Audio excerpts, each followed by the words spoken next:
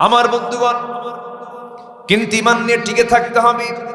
একজন সাহাবীর কথা এই মুহূর্তে মনে হয়ে গেল, দুজন সাহাবীর কথা মনে হয়েছে। একজন সাহাবীর কথা বলি, মক্কা এবং মদিনার ঠিক মাঝখান বরাবর তার বাড়ি। জন্মের আগেই বাপ চলে গেছে, আপন চাচার কাছে মানুষ হয়েছেন। মোটামুটি ইয়াং টকবকে যুবক, নবীর দাওয়াত তার কানে চলে আসছে, কালেমা পড়ে মুসলমান হয়ে গেছেন। মুসলমান হওয়ার সঙ্গে সঙ্গেই চাচার কানে সংবাদ চলে গেছে। চাচা শোনা মাত্রই বলছে, ভাতিজা শুনলাম তুমি নাকি কালেমা পড়েছ। সঙ্গে সঙ্গে আব্দুল্লাহ বলে, চাচা শুনবেন কেন, আপনি দেখেন, আশহাদু আল্লা ইলাহা ইল্লাল্লাহ ওয়াহদাহু লা শারীকা লাহ।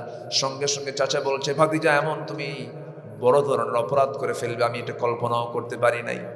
তুমি কি জানো, তোমার এই অপরাধের জন্য, তোমার বাপদাদার ধর্মে চুন কালি মেরেছ, এই অপরাধের জন্য তোমাকে কি করতে পারি?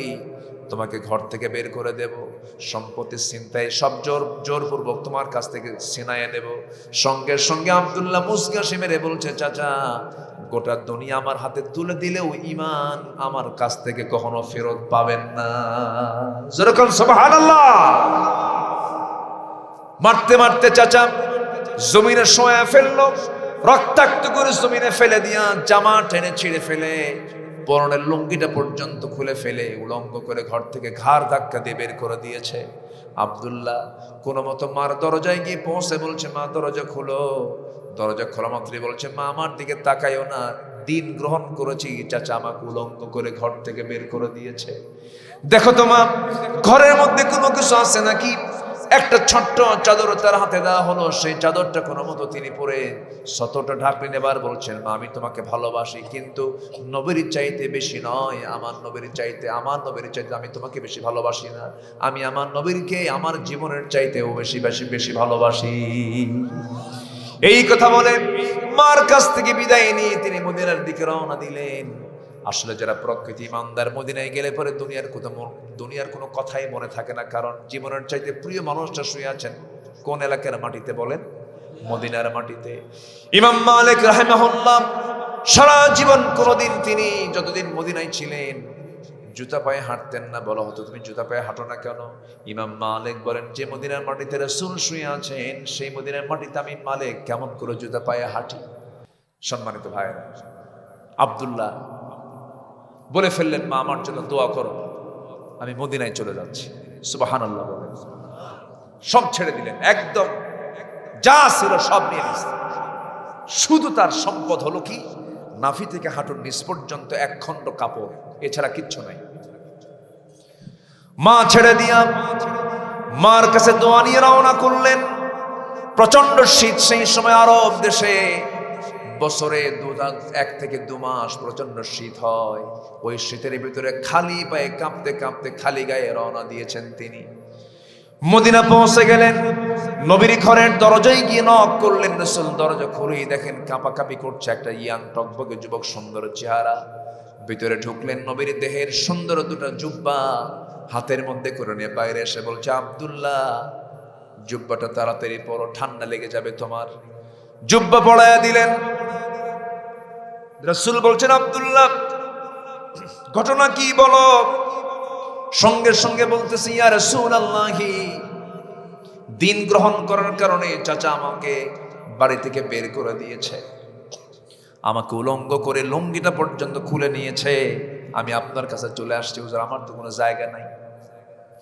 আমার নবীজি আব্দুল্লাহকে জড়িয়ে ধরে বলছে, আব্দুল্লাহ তোমার চাচা তোমাকে উলঙ্গ করে বস্ত্রহীন করে ঘর থেকে বের করে দিল, আর বিশ্ব নবী তোমাকে তার দেহের সবচেয়ে সুন্দর জুব্বাটা তার গায়ে তুলে দিল।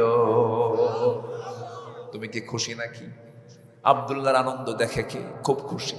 রাসূল বলছেন, আব্দুল্লাহ তুমি কিছু চাও নাকি বলো, তোমার জন্য আমি আল্লাহর কাছে বলি। আব্দুল্লাহ বলছেন, ইয়া রাসূলুল্লাহ, আপনি আল্লাহর কাছে কি বলবেন জানি না, তবে আমি দুনিয়ার কিছু চাই না, আপনি আমার জন্য দোয়া করুন, আমি যেন মৃত্যুর রাজপথ শাহাদাতের দরজা যেন আমি পেয়ে যাই, শহীদ যেন হতে পারি। আমার নবীজি হাত উঁচু করে বলছে, মালিক আল্লাহ, আমার আব্দুল্লাহর জান মান তুমি কাফের বেঈমানদের জন্য হারাম করে দাও। আব্দুল্লাহর মন খারাপ। রাসূল বলেছেন, আব্দুল্লাহ মনটা তুমি মরা হয়ে আছো কেন, কি হয়েছে তোমার? আমি তো দোয়া করে দিলাম হুজুর, এটা দোয়া হলো নাকি? কাফের বেঈমানরা যদি আমাকে না মারতে পারে আমি শহীদ হব কেমনে? রাসূল বলছেন, আব্দুল্লাহ চিন্তা করো কেন, শাহাদাতের তামান্না যদি হৃদয়ে লালন হয়, ওয়া ইম্মা তাআলা ফিরাশিহি, আল্লাহ পাক বিছানায় মরণ হলেও তোমাকে শহীদের দরজা দিয়ে দিবে। আব্দুল্লাহর কলিজা শীতল হয়ে গেল। আমার নবীজি বললেন, আব্দুল্লাহ এই যে কোরআন নিয়ে আসহাবে সুফায় চলে যাও। ভিতরে চলে গেলেন, জোরে জোরে কোরআন পড়ে আব্দুল্লাহ। সাহাবীরা সে রিপোর্ট করছে, হুজুর আব্দুল্লাহ জোরে জোরে কোরআন পড়ে। কোন আব্দুল্লাহ? যে আব্দুল্লাহ নতুন আসছে। খবরদার আমার আব্দুল্লাহর তেলাওয়াতে তোমরা কেউ বাধা দিও না, কারণ আমার আব্দুল্লাহ তেলাওয়াত জোরে জোরে করতেছে, কারণ দুনিয়া বিক্রি করে আব্দুল্লাহ কি ইমানটাকে টিকে রাখতে হয়েছে। জোরে কোন সুবহানাল্লাহ। আমার বন্ধুগণ, শাহাদাতের তামান্না সব হৃদয়ে লালন থাকতে হবে।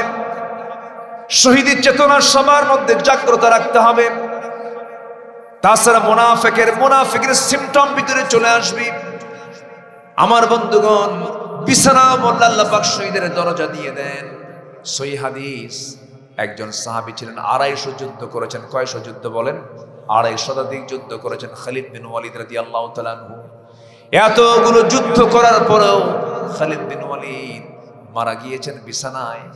যখন তিনি কাতরাচ্ছিলেন, নিজেকে আফসোস করে নিজেকে ধিক্কার দিচ্ছেন, খালিদ রে তোর কপাল বড় বড় খারাপ, এত যুদ্ধে অংশগ্রহণ করলি, এক ফোঁটা রক্ত জমিনে ঝরলো না, আজকে সাধারণ মানুষের মতো করে বিছানায় কাতরাতে কাতরাতে মরে যাচ্ছিস, খালিদ তোর কপালটা ভালো না।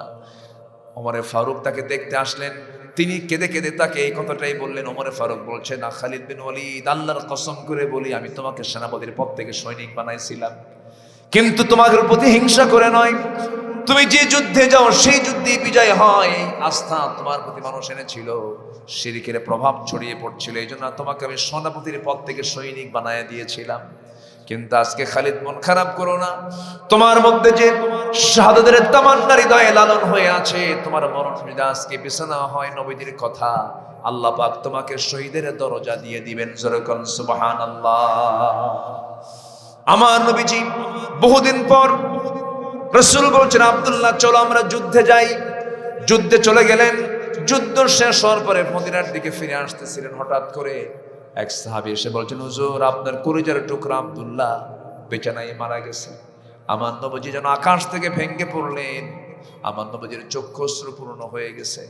নবীজি বলছেন, আমার আব্দুল্লাহর জানাজার আয়োজন করো।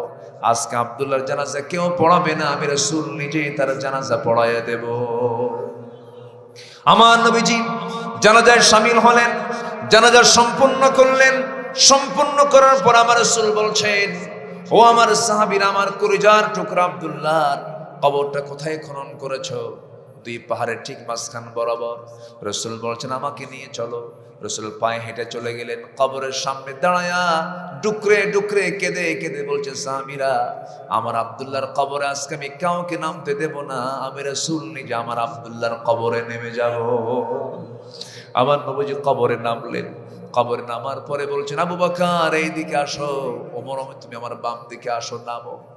আমার নবীজি হাতটা আগায় দিয়ে বলছেন, সাহাবীরা রে, আমার অত্যন্ত কাছের টুকরা, আদরের টুকরা, কলিজার টুকরা আব্দুল্লাহকে আমার হাতে তুলে দাও। আব্দুল্লাহকে হাতে তুলে দেওয়া হলো। রাসূল বলছেন, ও আবু বকর মাথা ধরো, ওমর পাটা ধরো। তিনজন মিলে আমার নবীজি আস্তে করে আব্দুল্লাহর লাশটা কবরে শোয়া দিলেন। বুকের উপরে হাতটা রেখে আকাশের দিকে তাকিয়ে বলছে, আকাশের মালিক আল্লাহ, এই আব্দুল্লাহ কোনোদিন আমার সঙ্গে বেয়াদবি করে নাই, এই আব্দুল্লাহ আমাকে কোনোদিন কষ্ট দেয় নাই, এই আব্দুল্লাহর প্রতি আমি 100% সন্তুষ্ট। আল্লাহ, আব্দুল্লাহ দুনিয়া বিক্রি করে ইমানটাকে রক্ষা করেছে, এই আব্দুল্লাহ আজকে দুনিয়া থেকে বিদায় নিল। আল্লাহ তুমি আব্দুল্লাহকে মাফ করে দিও। এমন করে যখন আমার নবীজি কেঁদে কেঁদে দোয়া করছিলেন, পাশে দাঁড়িয়ে থাকে একজন সাহাবী, সাদ বিন আবি ওয়াক্কাস রাদিয়াল্লাহু তাআলা আনহু, অত্যন্ত দামি একজন সাহাবী, মারদে মুজাহিদ।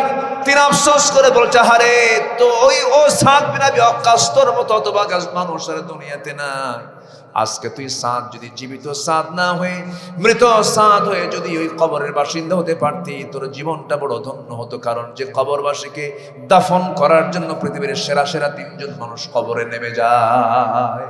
যেরকম সুবহানাল্লাহ। আমার ভাইরা, সেই জন্য ঈমান এনেছি, আমরা ঈমানটাকে টিকে রাখবো। জোরে বলি ইনশাআল্লাহ, আরো জোরে বলি ইনশাআল্লাহ। নাম্বার 2 হলো সফল হওয়ার শর্ত হলো পরিশুদ্ধিতা, তাসকিয়াতুন নফস, কদ আফলাহা মান তাযাক্কা। নাম্বার 3 হলো সত্যবাদী হওয়া। নাম্বার 4 হলো তাকওয়া অর্জন করা। নাম্বার 5 হলো ধৈর্যশীলতা। ইন্নী জাযাইতুহুমুল ইয়াওমা বিমা সাবারু আন্নাহুম হুমুল ফাইজুন। নাম্বার 6 হলো আনুগত্য। দুজনের করলে পরে আমরা সফল হয়ে যাব। ওয়া ইউতি'আল্লাহ ওয়া রাসূলুহু ফাকাদ ফাযা ফাওজান আযীমা। নাম্বার 7 হলো সৎ কাজের আদেশ দেব, অসৎ কাজের বাধা দেব, আমরা সফল হব। ওয়া উলাইকা হুমুল মুফলিহুন ওয়াল তাকুম মিনকুম উম্মাতুন ইয়াদউনা ইলাল খায়র।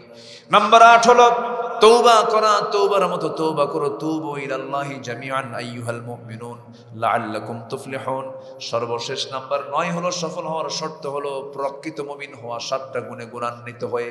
এই 9টা গুণ, এই 9টা শর্ত যারা পূরণ করবে, আল্লাহ তাদের শর্ত পূরণ কবুল করে নিয়ে সোজা জান্নাতের মেহমান বানায় দেবেন। সুবহানাল্লাহ। আল্লাহ কবুল করুন, আল্লাহ কবুল করুন, আল্লাহ কবুল করুন। সূরা আলে ইমরানের আমি 2টা আয়াত আমি তেলাওয়াত করেছি শেষ দিক থেকে। এই 2টি আয়াতকে সামনে রেখে কিছু কথা আমি বলতে চাই। একটা মহাসত্য, সেটা হলো নাস্তিক আল্লাহকে মানে না, বিশ্বাস করে না, কিন্তু পৃথিবীতে কোনো মানুষ নাই যে মৃত্যুকে বিশ্বাস করে না। মৃত্যুর প্রতি বিশ্বাস সবার আছে না নাই? হয়তো মৃত্যু পরবর্তী আখিরাত নিয়ে অনেকে হাসি তামাশা করে, অনেকে এগুলো মোল্লাদের কথা এ বলে চালিয়ে দেয়, অনেক কথাই বলে, কিন্তু মরতে হবে, এটা চিরন্তন মহাসত্য। পৃথিবীর সব মানুষ এটাকে মানতে বাধ্য।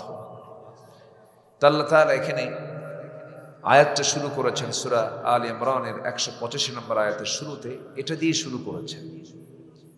প্রত্যেক মানুষকে তার মৃত্যুর স্বাদ পেতে হবে। মৃত্যুর যে স্বাদ, মৃত্যুর যে একটা যন্ত্রণা, একটা অপারেশন সবার জীবনে আছে না নাই বলেন তো?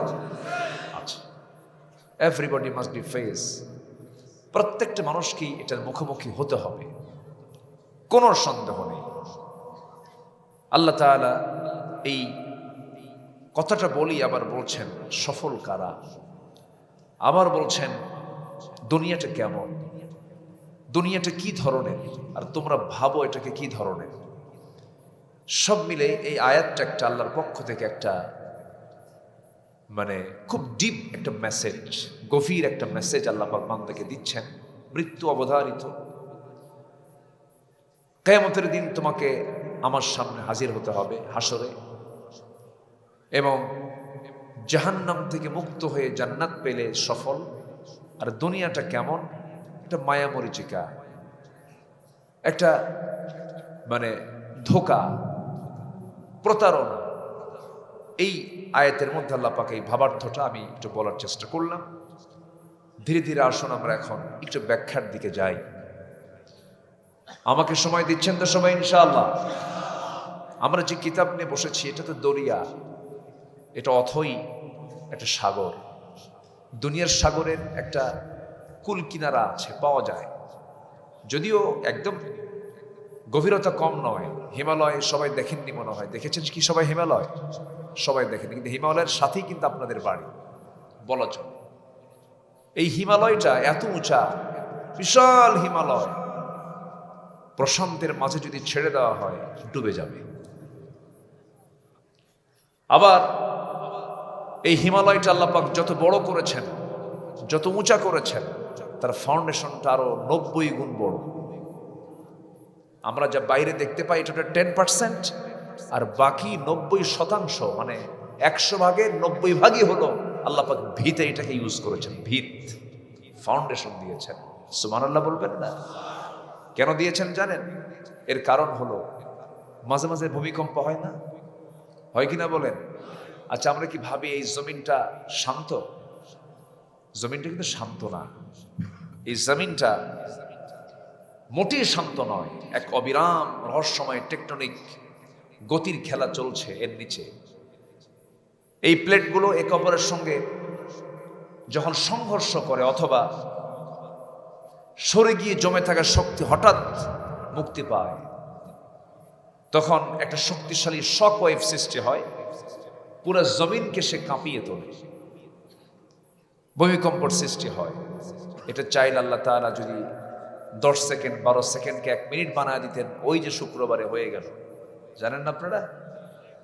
এটা যদি আল্লাহ পাক 1 মিনিট কন্টিনিউ করতেন, ঢাকা সিটি যে হালে আছে এইরকম আবার এটাকে কাভার করতে আরো লাগতো 100 বছর। ক্ষমতা কার? আসতে বলবেন না, ক্ষমতা কার? আল্লাহ। পৃথিবীতে যখন মানুষ ছিল না, তখন মাঝে মাঝে এরকম কম্পন হতো, ভাঙচুর হতো, বিগ ব্যাং হতো, মহা ধাক্কার মধ্য দিয়ে এই মহাশূন্যের সৃষ্টি। কিন্তু এই জমিন এবং আকাশ ছিল লাগানো, এই মহাশূন্য সৃষ্টি করেছেন কে? ফাফাতাকনাহুমা। আল্লাহ পাক এটাকে মানে মহাশূন্যতায় রূপ দিয়েছেন একটা ধাক্কার মধ্য দিয়ে, ধাক্কা হয়েছে। এই ভূমিকম্প যেন না হয়, জমিন যেন নড়াচড়া না করে, মহান রব্বুল আলামিন সেই জন্য হিমালয় দিয়েছেন। আল্লাহ রব্বুল আলামিন বলেন, ওয়া আলকা ফিল আরদি রাওয়াসিয়া আন তামিদা বিকুম ওয়া আনহারা ওয়া সুবুলান লাআল্লাকুম তাহতাদুন। জোরে বলুন আল্লাহু আকবার।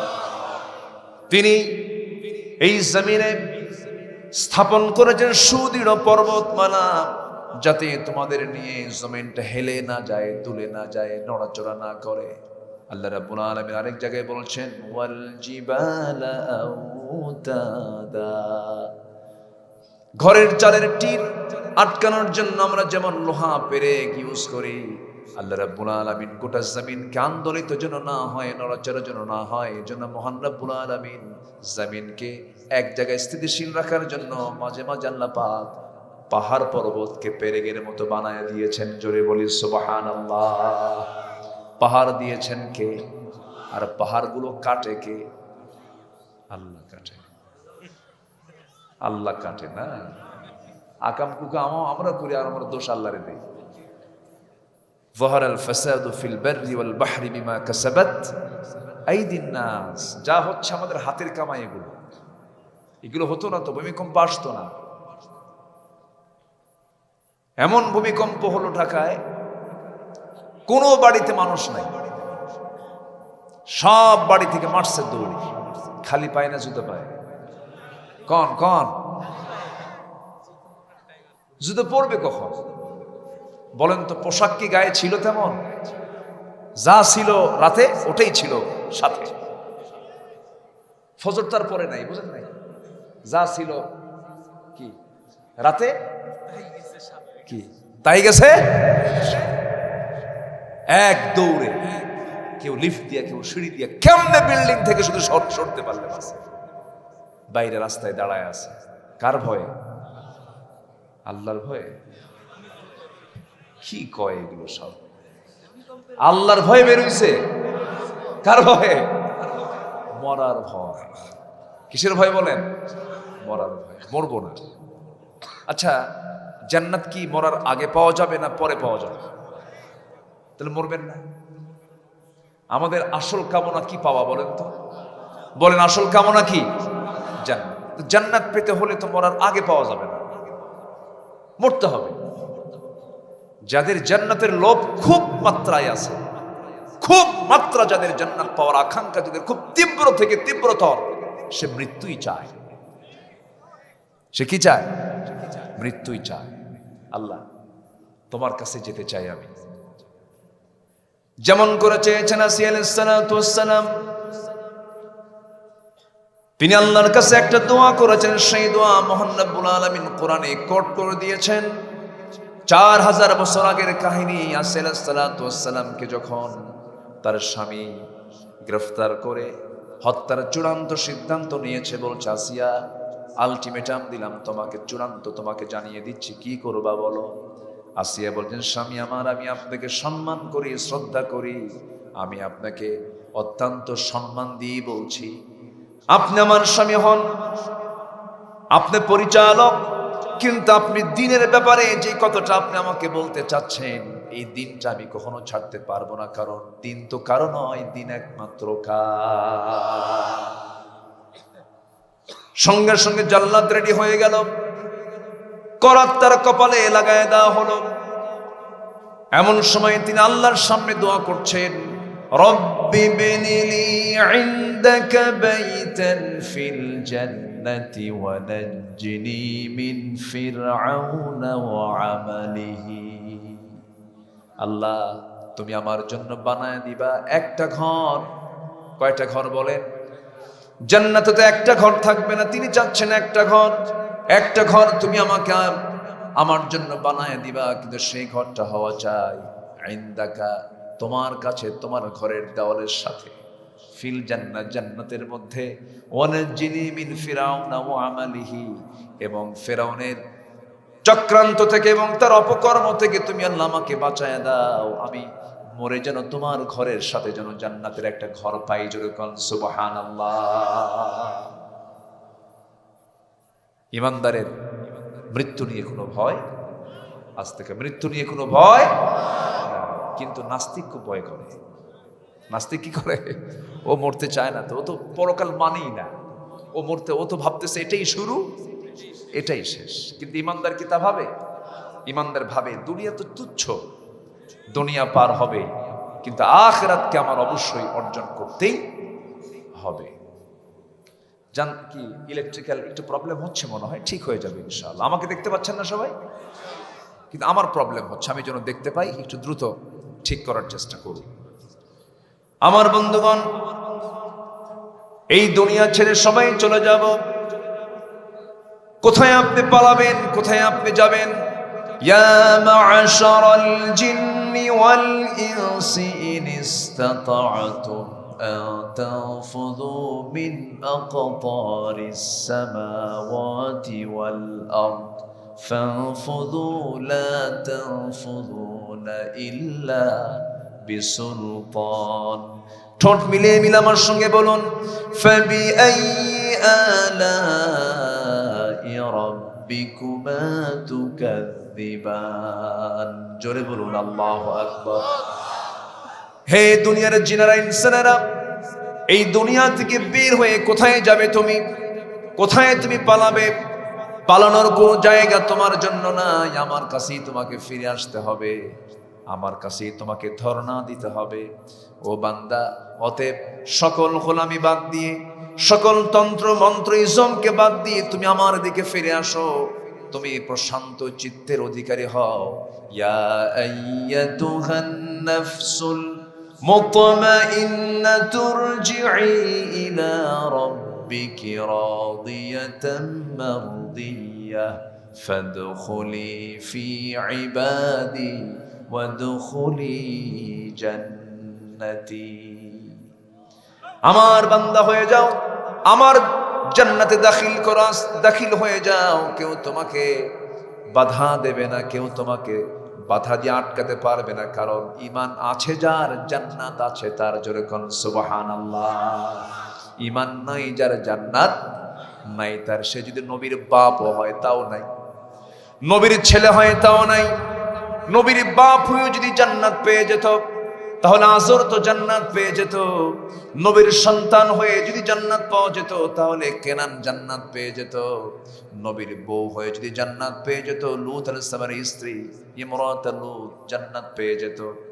বউ হয়ে লাভ নাই, বাবা হয়ে লাভ নাই, নবীর সন্তান হয়েও লাভ নাই, বংশের কৈরণ্য দেখিও কোনো লাভ নাই, বংশগত কোনো পরিচয় দিয়ে জান্নাত পাওয়া যাবে না। জান্নাত পাওয়ার জন্য এগুলো কোনো শর্ত নয়। জান্নাত পাওয়ার জন্য হলো, আল্লাহ রাব্বুল আলামিন বলছেন, ইন্না খালাকনাকুম মিন যাকারিন ওয়া উনসা ওয়া জাআলনাকুম শুউবান ওয়া ক্বাবাইলা লিতাআরাফু ইন্না আকরামাকুম ইনদাল্লাহি আতকাকুম। জোরে বলুন আল্লাহু আকবার। তোমাদের মধ্যে সেই লোকটাই সবচেয়ে বেশি দামি, যে বান্দা নাকি আমি আল্লাহ আমাকে বেশি ভয় করে, আমাকে বেশি সম্মান করে, আমি তাকে সবচেয়ে সম্মান তাকে দান করেছি। আল্লাহর কাছে ব্যক্তি সবচেয়ে সম্মানিত যে আল্লাহকে বেশি ভয় করে। আমরা সবচেয়ে বেশি ভয় করব কাকে? আসতে বলবেন না, কাকে কাকে কাকে? আমাদের কোনো ভয় নাই, কে ছাড়া? আল্লাহ ছাড়া। হাইরে কি ভয় দেখালো 16 বছর, কই ভয় দেখাইয়া নিজেই নাই, বললো খেলা হবে, ওইগুলো তো আগেই পালাইছে। কি ভয়টা দেখালো, জেল জুলুম দেখালো, ফাঁসির মঞ্চ দেখালো, হাসতে হাসতে ফাঁসির মঞ্চে চলে গেছে। বাতিল শক্তির কাছে মাথা নত করে নাই এই জাতি, ঠিক কিনা? আল্লাহ আছেন না নাই? আল্লাহ আছেন না নাই? ইতিহাস আমরা শুনেছি, এবার ইতিহাস দেখলাম। জুলুম করলে কি হয়? জুলুম করলে কি হয়? জুলুমের ফলাফল ভয়ঙ্কর। জুলুমের ফলাফল কি? ভয়ঙ্কর। ভয়ঙ্কর না? কি ছিল, কি দাপট! আমাদের কোনো দোষ ছিল না, ধরে নিয়ে জেলখানায় ঢুকায় রাখছে। কোন অপরাধ ছিল না আমাদের। আমাদের দেশ চালাই নাই। কোন ডিপার্টমেন্ট তো আমাদের হাতে দেওয়া হয়নি যে আমরা দুর্নীতি করব, 2 নম্বরই করবো, এরকম তো কোনো সুযোগ আমাদের সুযোগই দেয়নি জাতি। এদেশের একটা শ্রেণী মনে করে, এখনো মনে করে, হুজুররা দেশ সমাজ রাষ্ট্র প্রশাসন নিয়ে কথা বলবে। কি এরকম শ্রেণীর লোক আছে না নাই? ওই দিন আর নাই। মোল্লার দৌড় মসজিদ পর্যন্ত নয়, মোল্লার দৌড় সংসদ ভবন পর্যন্ত। সামনের দিন সব দেখছি। সম্মানিত ভাইয়েরা, এই মাঝে মাঝে এরকম হচ্ছে কেন? মাই এই লাইট লুজ কানেকশনটা ঠিক করেন দ্রুত। বিদ্যুৎ আসলো, ও বিদ্যুৎ আসলো কেন? ও মাঝে মাঝে যায় না। বলি আলহামদুলিল্লাহ। বেশি জোরে বলার দরকার, আবার যেতেও পারে। তাই কি কব আর? আলোচনার মনোনিবেশ তো নষ্ট হয়ে যায়, ওইদিকে মানুষের মাইন্ড চলে যায়। আচ্ছা ঠিক কই থাকলো? ঠিকও তো নাই। আমার দিকে তাকান, সময় দিচ্ছেন তো আপনারা সবাই ইনশাআল্লাহ? একটু কান লাগান, একটু মনোযোগ দিবেন। আমি খুবই আনন্দিত যে এত মানুষ কোরআন প্রেমী হয়ে এত রাত পর্যন্ত আপনারা বসে আছেন। আল্লাহ এই জমিন যেন আপনাদের সাক্ষী দেয় আপনাদের পক্ষে। আল্লাহ কবুল করুন, জোরে বলি আমিন। সম্মানিত ভাইয়েরা, একটু কান লাগাবেন, মনোযোগ দিয়ে কথাগুলো শুনবেন। আলেমদেরকে একটা মহল তারা শুধু দোয়ার জন্য রাখতে চায়। আমরা মদের দোকান দেব, হুজুর দোয়া করে দেবে। আমরা সিনেমা হল বানাবো, হুজুর বরকতের দোয়া করে আসবে যেন কাস্টমার বৃদ্ধি পায়। এটা ওদের একটা কামনা বাসনা, এটা ওরা চাচ্ছিল।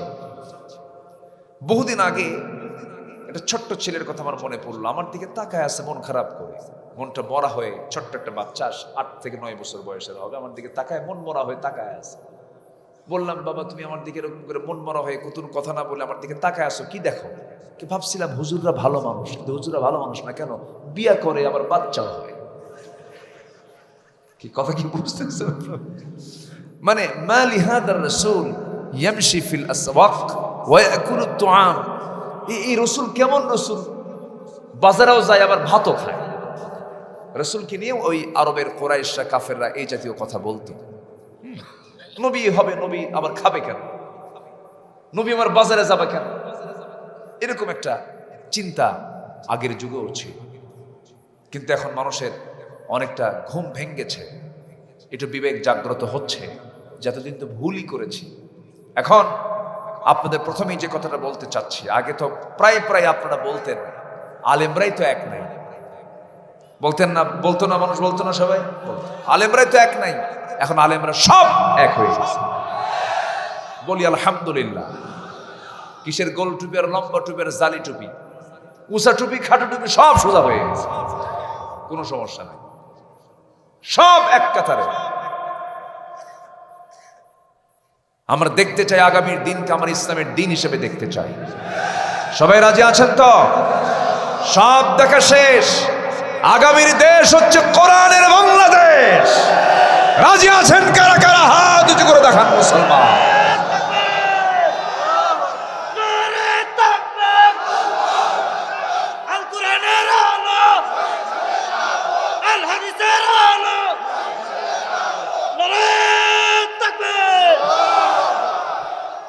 আল্লাহ কবুল করুন, জোরে বলি আমিন, আরো জোরে আমিন। কষ্ট পাচ্ছেন মনে হয়? মাশাআল্লাহ, বলি আলহামদুলিল্লাহ। দোয়া করেন বিদ্যুৎ যেন না যায়। আমি এটা নিয়ে একটু টেনশনে আছি। এত বড় মাহফিল, এই ইলেকট্রিক সাইডটা তো খুব একটু গুরুত্বপূর্ণ বিষয়। সম্মানিত ভাইয়ের, আসুন তাহলে আমরা মরবো নাকি? মরবো কি না? মরার ভয় করি? ভয় আছে মরার?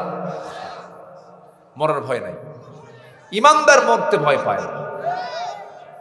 ইমানদার বুক দেবে, পিঠ দেবে না, পালায়া যাবে না। পালাইছি আমরা। 2009 সালে আল্লামা সাইদ রাহিমাহুল্লাহর শেষ হজ, আবার 2009 সালে আমার জীবনের প্রথম হজ। তো হজে গেলাম আমরা সবাই মিলে। আল্লামা সাইদ রাহিমাহুল্লাহকে বললাম, হুজুর আপনি দেশে যাবেন না, দেশের সিচুয়েশন খারাপ, চিবাইমুখী বাঁধের বিরুদ্ধে আন্দোলন চলে, ট্রাইব্যুনাল গঠন হচ্ছে নতুন করে, আপনি দেশে গেলেই আপনাকে গ্রেফতার করবে। আপনি রয়্যাল গেস্ট হয়ে হজে এসেছেন, আপনি রাজনৈতিক আশ্রয় চাইলে আপনাকে রাজনৈতিক আশ্রয় দেবে, আপনি থেকে যান। উনি মুস্কি হাসি মেরে বললেন, সাইদি পালায়া থাকার মানুষই না। আল্লাহু আকবার বলবেন না? উনি বললেন, আমার ভক্ত অনুরাগী, আমার দলের কর্মীরা মায়ের খাবে আর আমি পালায়া থাকবো, এই চরিত্র সাইদি? অসম্ভব। দেশে ফিরে যাব। দেশে ফিরে এসেছেন, হাসি মুখে 13 বছর তিনি জেল খেটেছেন এবং তার শেষ বিদায়টা ছিল কান্না না হাসি, কান্না না হাসি, শেষ হাসি। সম্মানিত ভাইয়েরা, ইমানদাররা কখনো মরতে ভয় পায় না। আমরা ভয় পাই হলো জাহান্নামকে। ভয় পাই কি বলেন? জাহান্নামকে। এবং আমরা আল্লাহকে ভয় করি। আমরা কাকে ভয় করি বলেন তো? আল্লাহকে ভয় করি। আল্লাহ ছাড়া আমাদের কোনো ভয় নাই। এই জন্য আমার বন্ধুগণ, সফলতা খুঁজতে হবে, মরতে তো হবেই। সফলতা খুঁজবো আমি কোন পথে? আল্লাহ রাব্বুল আলামিন বলেন, ফামান যুহজিহা আনিন নার ওয়া উদখিলাল জান্নাতা ফাকাদ ফাজ ওয়া মাল হায়াতুদ দুনিয়া ইল্লা মাতাউল গুরুর। জোরে বলুন আল্লাহু আকবার। যে বান্দা জাহান্নাম থেকে মুক্ত হয়ে জান্নাতে প্রবেশ করতে পারলো, সেই তো মহাসফল। আমার বন্ধুগণ, দুনিয়ার জিন্দেগিতে একটা গ্রুপের মালিক হলে সে নিজেকে সফল মনে করে, কিন্তু গ্রুপের মালিক হয়ে লাভ কি হলো? সালমান এফ রহমানের লাভ তো কোনো হলো না। 1 নম্বর ধনী হলো সালমান এফ রহমান। এত টাকা, এত সম্মান, এত যশ, এত খ্যাতি, সব যদি টাকা দিয়ে সব হয়ে যেত, আজকে তার অবস্থাটা দেখেন।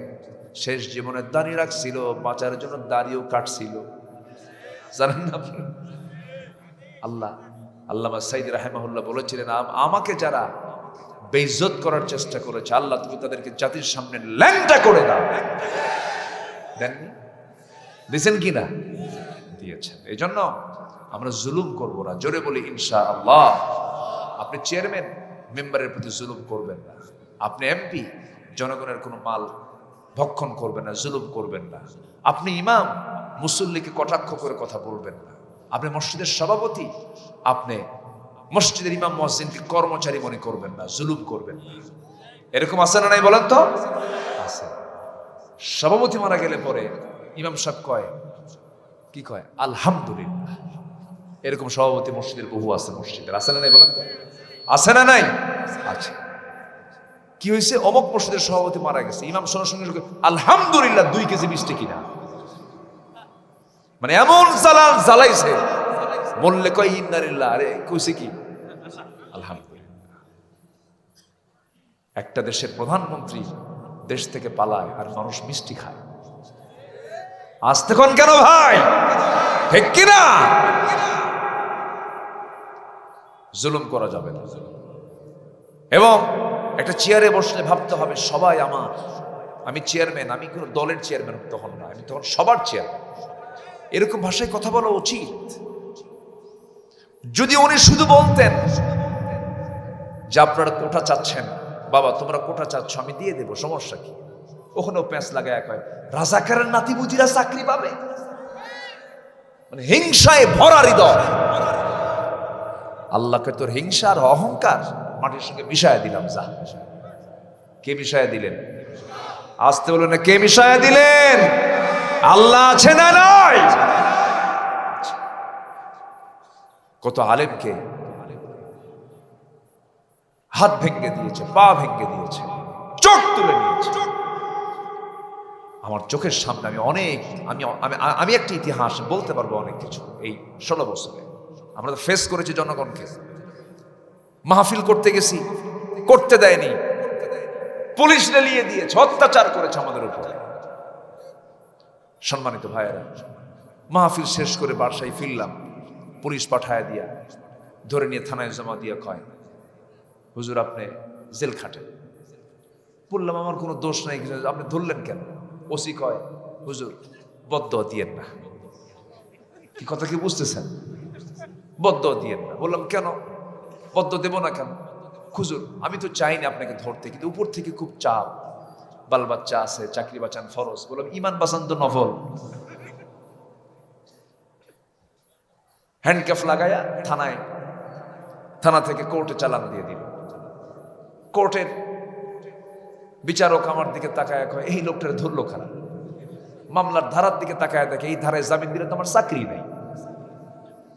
প্রিজন ভ্যানে করে জেলখানায় পাঠায় দিলেন। চুল পরিমাণ আফসোস ছিল না আমার, একদম মানে চুল পরিমাণ যে আমার ভিতরে যে কোনো কষ্ট, এরকম মনে করিনি আমি। ভাবলাম যে জীবনে জেল খাটি নাই, এই চোটে একটা সুন্নতটা আদায় হোক, এটা মনে করে ঢুকলাম। খালি কষ্ট হচ্ছিল যে মাহফিলের সময় মাহফিল কমিটি বিব্রত অবস্থায় পড়ে যাচ্ছে। তো মাহফিল ওই জেলখানার মধ্যে ঢুকলাম হাসি খুশি, কোনো কষ্ট মনে করিনি আমি। ভিতরে ঢোকা মাত্র এক মুরব্বী 80 বয়স আমার দিকে তাকায়া এত খুশি, সালাম দিয়ে বলে হুজুর আপনি জেলখানায় ঢুকছেন? খুব খুশি হলাম। বললাম যে জেলখানায় ঢুকলে কেউ খুশি হয়? বলতেছে হুজুর মাহফিলে যাই, কত দূর থেকে ওয়াজ শুনি, কত দূর, কতবার আপনার মাহফিলে গেছে, আপনাকে দেখার চেষ্টা করেছি, একটাবার মোসাফা করার জন্য কতই না চেষ্টা করতে পারি নাই। আল্লাহ মিলাই দিছে হুজুর, কাছাকাছি ধরা দিছে, দোয়া করে জেলখানায় থাক। এই তো হচ্ছে অবস্থা। আমি বললাম চাচা বুড়া বয়সে আপনি কেন জেলখানায়, কি অকাম করে আসছেন কন? বলে বাবা বোমা হামলা। কি হামলা? বোমার মামলা দিছে তার নামে। 80 বছর বয়স, ওই লোকের হাতে যদি বোমা তুলে দেওয়া হয়, বোমাকে জায়গায় পড়বে না মাথায় পড়বে? মাথায় পড়বে। ফিটনেসই তো নাই, তার বডির ফিটনেস আছে? চোখ নাই, হাত নাই, পা নাই, সব তো বুড়া। এগুলো করেছে তারা। জুলুম টেকসই হয় না, সে যতই ক্ষমতাধর হক না কেন। ঠিক কিনা বলেন? জুলুমের কাছে কোনো ক্ষমতা, কোনো শক্তি টিকে না, সব শেষ করে দেন। কে শেষ করে দেন? আজ তো কে শেষ করে দেন? আল্লাহ শেষ করে দেন। আমার বন্ধুগণ, এই জন্য জুলুম করব না, শিরকের কাজে যাব না, বেদাত করব না, হারামকে হারাম বলবো, হালালকে হালাল বলবো। ওয়া হালালতুল হালাল ওয়া হারামতুল হারাম ওয়া লাম আযিদ আলা যালিকা শাইআন। হে রাসূল, আমি যদি 5 ওয়াক্ত নামাজ পড়ি, রমজান মাসে রোজা রাখি, হালালকে হালাল জানি, হারামকে হারাম জেনে হারামকে বর্জন করে হালালকে গ্রহণ করি, আদখুলুল জান্নাতা ইয়া রাসূলুল্লাহ, আমি কি জান্নাত পাবো না? কে রাসূল? আমার রাসূল মুস্কি হাসি মেরে বললেন এই সাহাবী জান্নাতি। যেরকম সুবহানাল্লাহ। কয়টা কাজ বলেন? 4টা কাজ। কিন্তু এই 4টা কাজের ভিতরেই গোটা জীবন নিহিত। হালালকে হালাল জেনে হালালকে গ্রহণ করা, হারামকে হারাম জেনে হারামকে বর্জন করা, এটা কি ছোটখাটো কাজ নাকি? বিশাল বড় কাজের মধ্যে গোটা জীবন লুকানো আছে।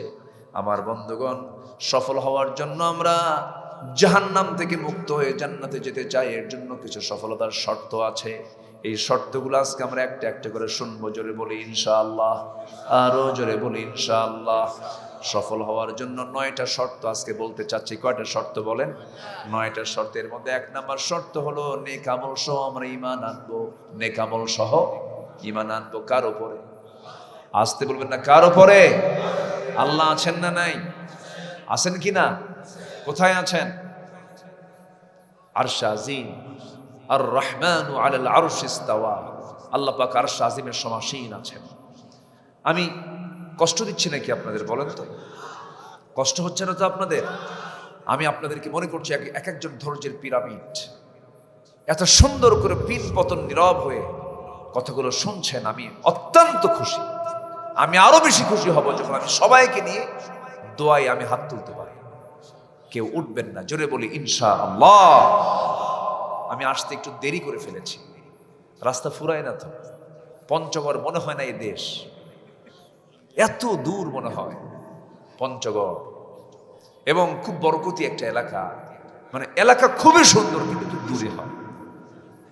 কি হয়? দূরে হয়। আমি এসেছি খুব কম, পঞ্চগড় আসা একটু কমই হয়েছে। ঠাকুরগাঁ পর্যন্ত আসি, ঠাকুরদের সঙ্গে দেখা করে চলে। তো সম্মানিত ভাইয়েরা, আমরা এই নেক আমল সহ আমরা ঈমান আনবো। জোরে বলি ইনশাআল্লাহ। ঈমান আছে, আমল নেই, কাজ হবে? ঈমান আছে, আমল নেই, কাজ হবে? হবে।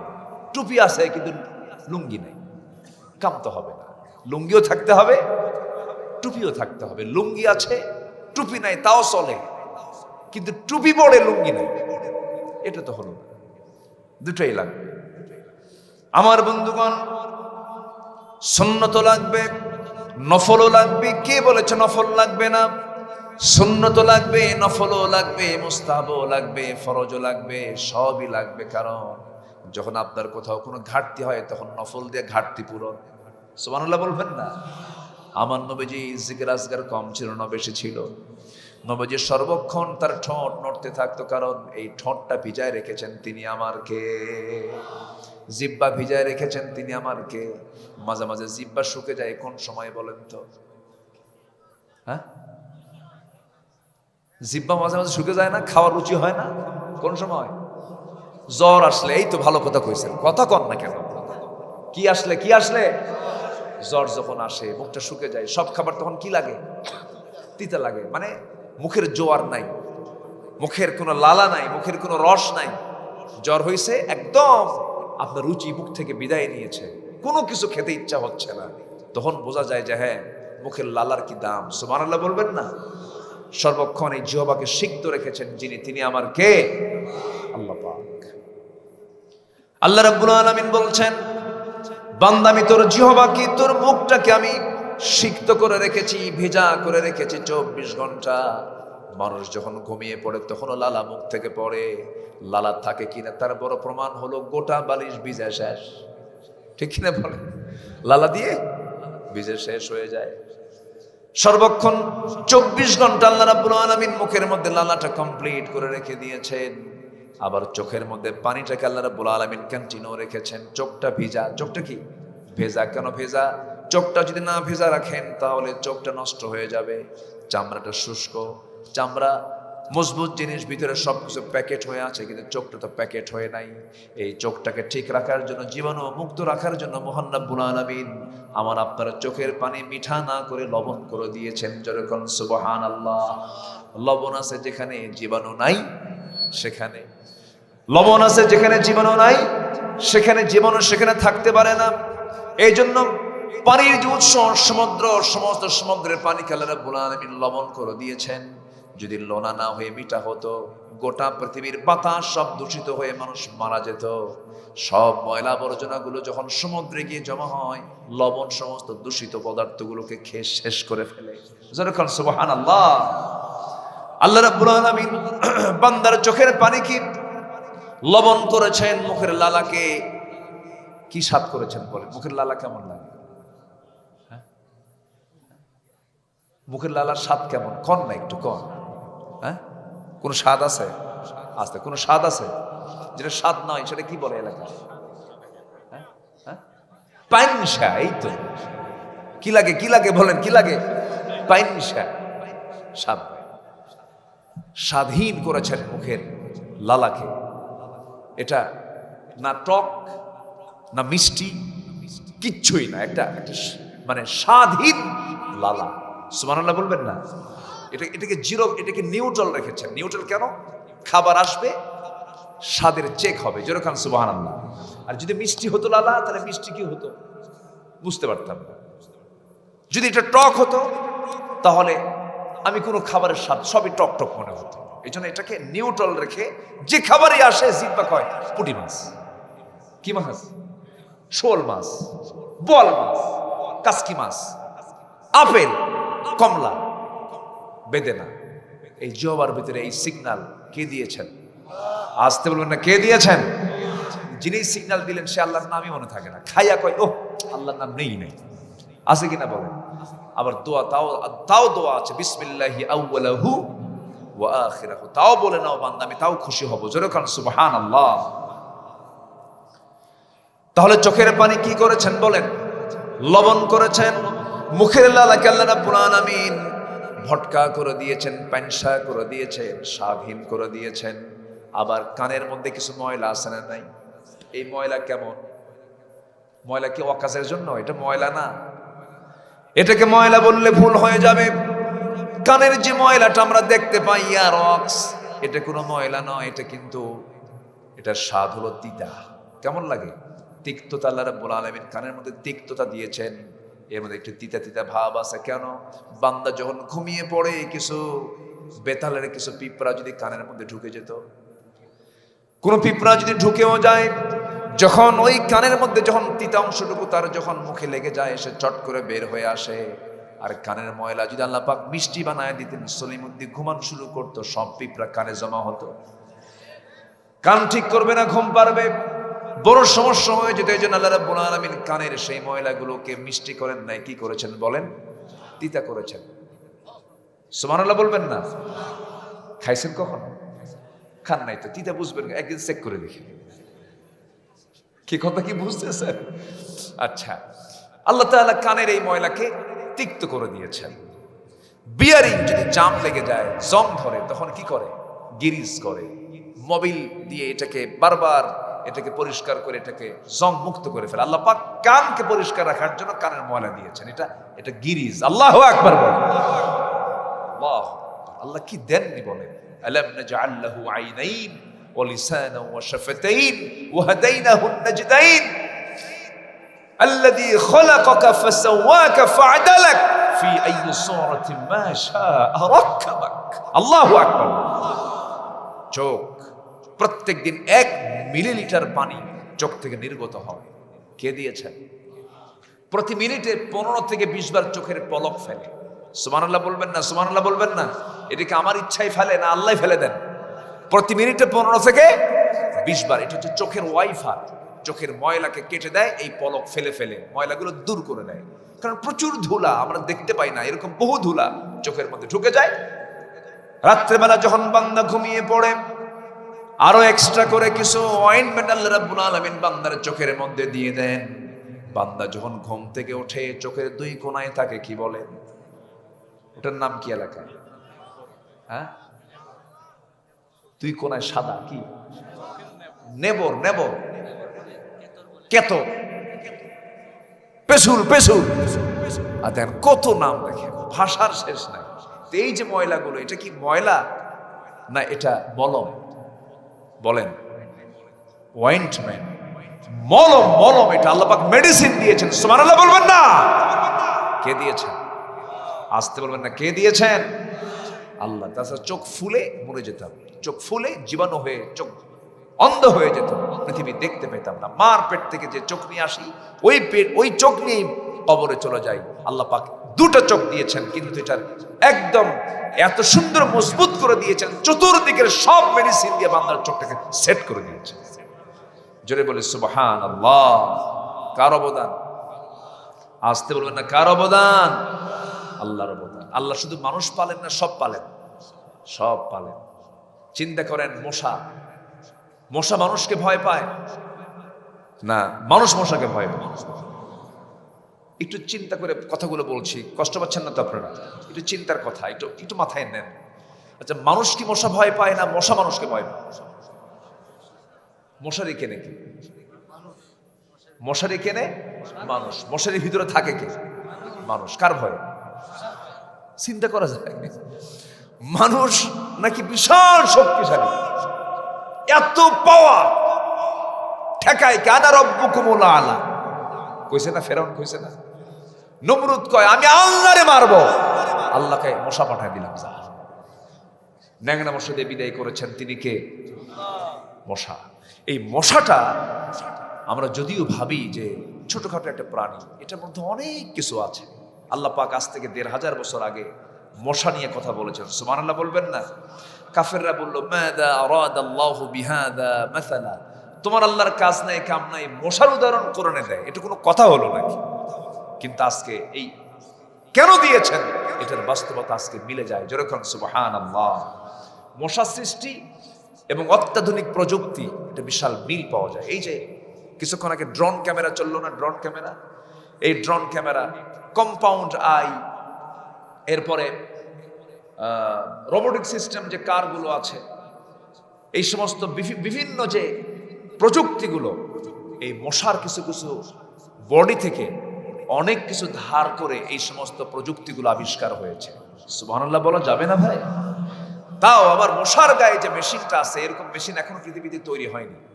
কেন দেখেন, আমরা যখন বিছানায় মাথা রাখি, চতুর্দিকে দেখলাম শীতকালে কোথাও মশা নাই, চোখে পড়লো না, মশারও টাঙায় নেই।